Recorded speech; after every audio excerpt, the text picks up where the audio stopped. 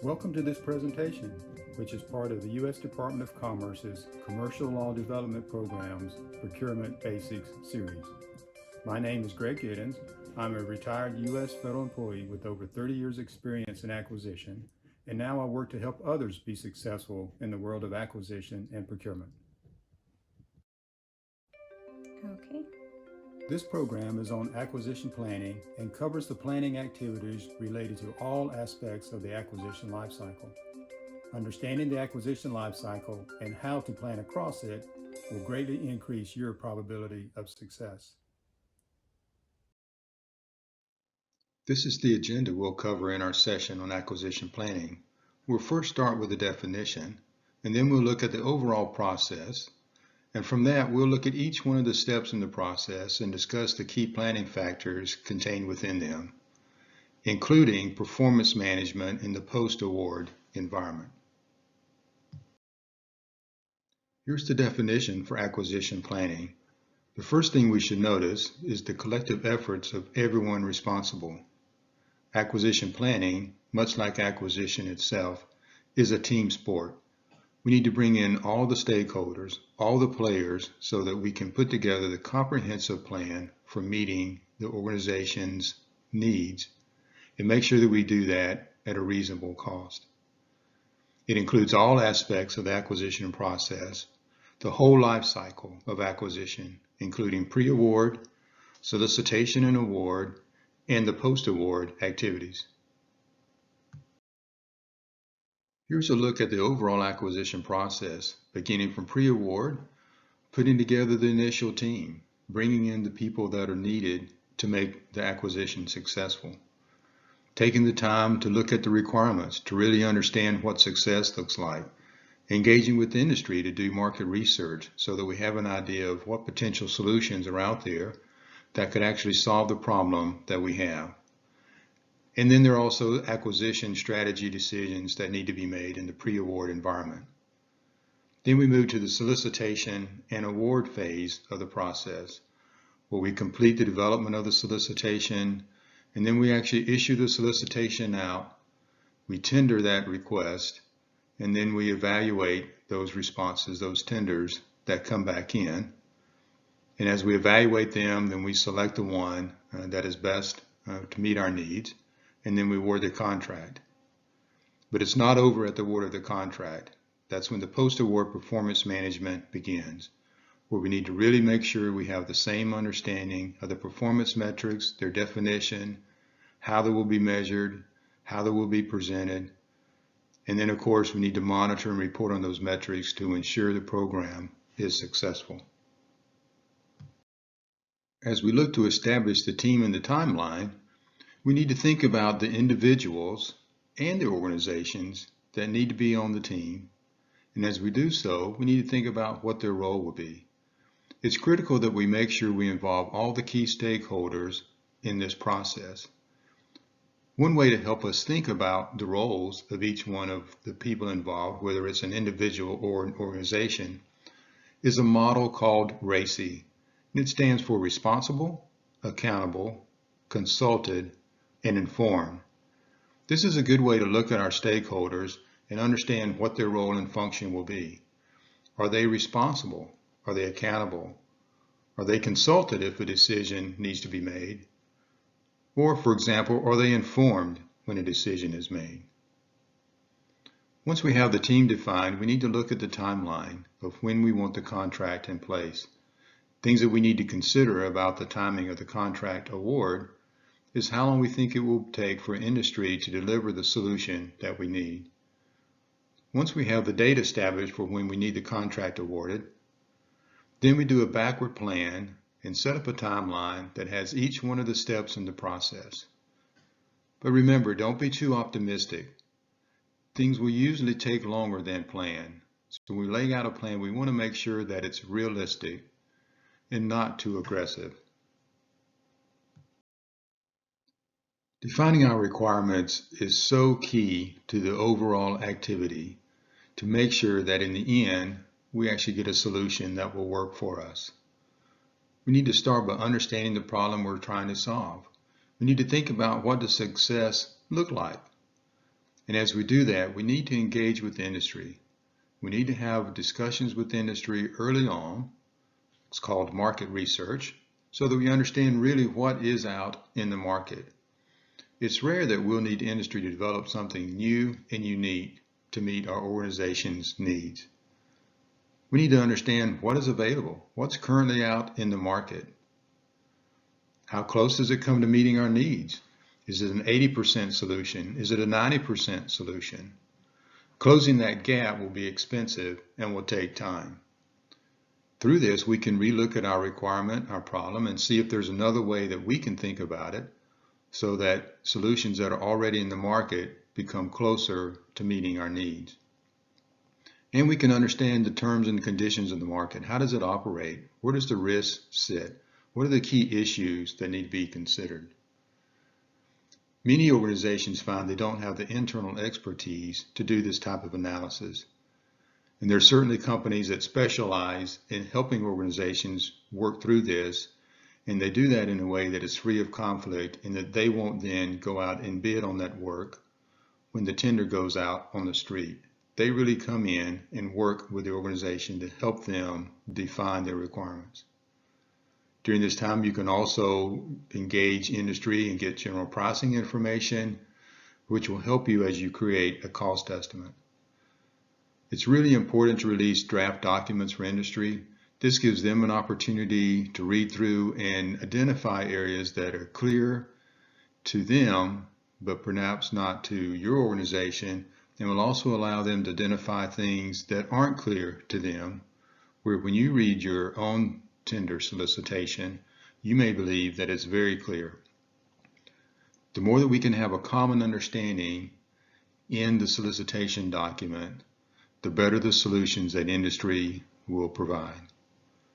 Defining your requirement well will get you a better solution. It's important to take the time to do this right. There are several key decision points to develop your acquisition strategy. The first being the overall contracting strategy. Will you be doing a competitive award, or is this one of the rare and unique environments where you would be doing a sole source award just focused on one vendor? Will you be doing a down select? Will you do an advisory down select, or will you establish a competitive range and have a gating process for vendors to move through after an initial award? From a pricing perspective, are you going to look at fixed price, or is it cost plus? From an evaluation perspective, are you looking at low price, technical acceptable, or will you be using a best value approach, which is becoming more and more common across the acquisition arena? From a data management perspective, it's important to think about upfront what your data framework is. How will you be acquiring data? What will you be doing with it? How will you use it? How will it be integrated with the rest of your environment? And how will you store and secure the data? Particularly with the cyber threats that are prevalent today, securing data becomes more and more important.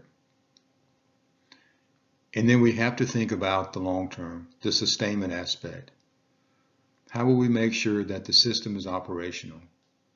What's the availability we need, and what's the strategy for how to obtain that? How will we think about technology refresh? If we're buying electronic items, telecommunications, information technology, how will we make sure that the technology that's within those solutions is refreshed in an appropriate timeline? And how do we think about vendor lock?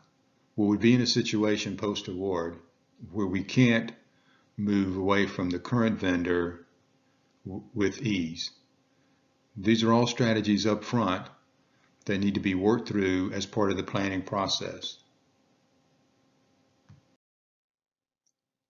I mentioned contract types on the previous chart, but I wanted to take a few minutes to go into it with a little more detail.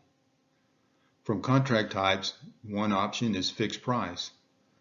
This is usually used when our contract requirements, whether they are supplies or services, are very well defined. We understand what the requirement is, and we can articulate it in a very clear manner to industry. In this case, the majority of the performance risk is assumed by the contractor. This is a case where we lay out our clear requirements and then look to industry to manage the delivery of those requirements. In a cost reimbursement environment, our requirements are not as well defined.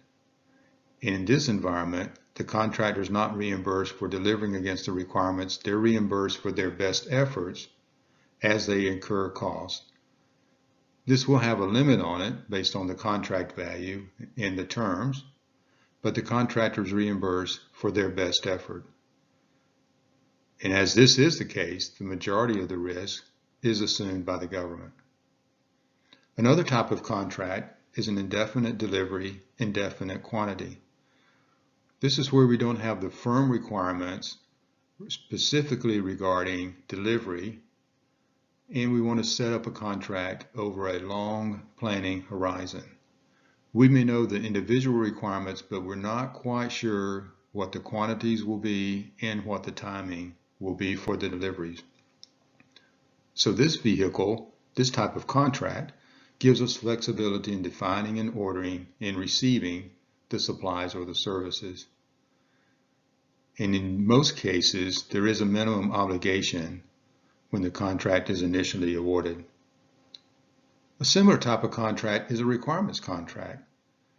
Here again, the high-level requirements are defined, but we're not sure how much we need or when it will be needed.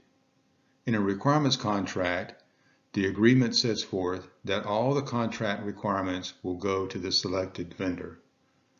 And in this case, it does not require a minimum obligation by the government because the government, the organization, is making a commitment that all requirements that fall will go to this selected vendor.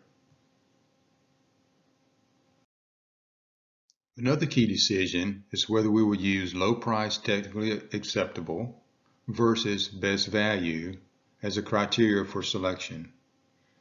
Low price technically acceptable is best if we're thinking about commercial goods, and for example, office supplies, or other commodity type items that are readily available in the market, and there's really no differentiation.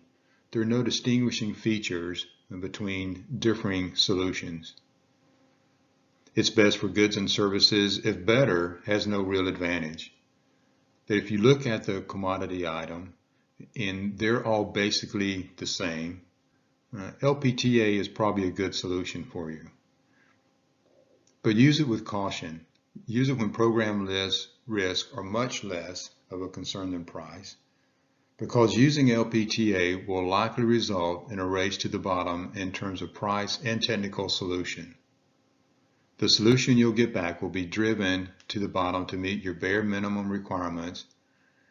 Doing so will drive down the price, but again, this should only be used when there are no distinguishing features for a commodity type item.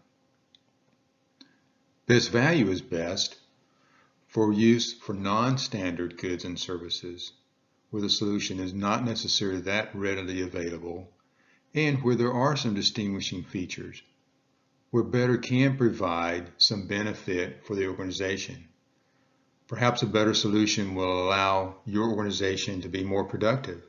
Maybe the solution will be more effective, more efficient. It'll be a better fit with your legacy environment. Best value is best when project risks are significant and success is critical. Best value is used when you want to make sure you get a solution that will best meet your need.